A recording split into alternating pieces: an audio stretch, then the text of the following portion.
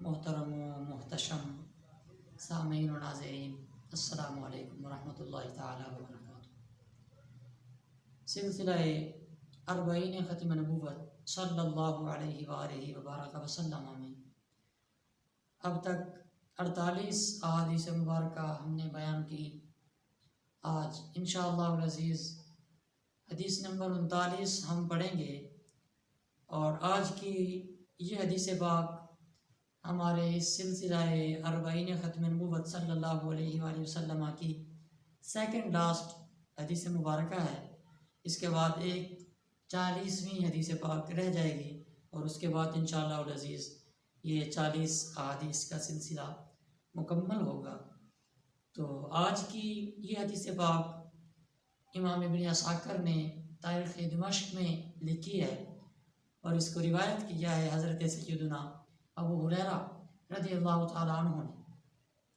فرماتے ہیں کہ قال رسول اللہ صلی اللہ علیہ وآلہ وبارک وسلم نازل آدم علیہ السلام بالہند، کہ جناب آدم علیہ السلام ہند میں نازل ہوئے، یعنی جب آپ کو جنت سے زمین پہ بھیجا گیا تو آپ سرزمین ہند پہ تشریف لائے۔ فاستوحش، تو جب جنت سے آپ یہاں زمین پہ تشریف لائے تو آپ نے ذرا گھبراہٹ محسوس کی۔ تو جب آپ گھبرائے تو فنزل جبریل علیہ السلام، حضور فرماتے ہیں کہ جب آپ گھبرائے تو حضرت جبریل نازل ہو گئے۔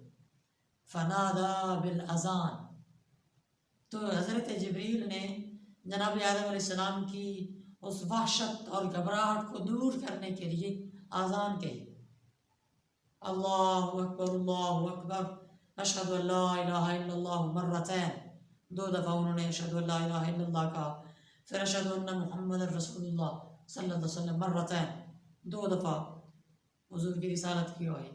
اب جب جناب آدم علیہ السلام نے سنا کہ یہ اللہ کے نام کے فوراً بعد نبی پاک صلی اللہ علیہ وسلم کے نام پاک محمد الرسول اللہ ہے، تو فرمانے لگے من محمد صلی اللہ علیہ وسلم، اے جبریل یہ تو بتاؤ یہ محمد صلی اللہ علیہ وسلم کون ہے، جن کا اللہ کے نام کے بعد نام لے رہے ہیں، یہ ہیں کون؟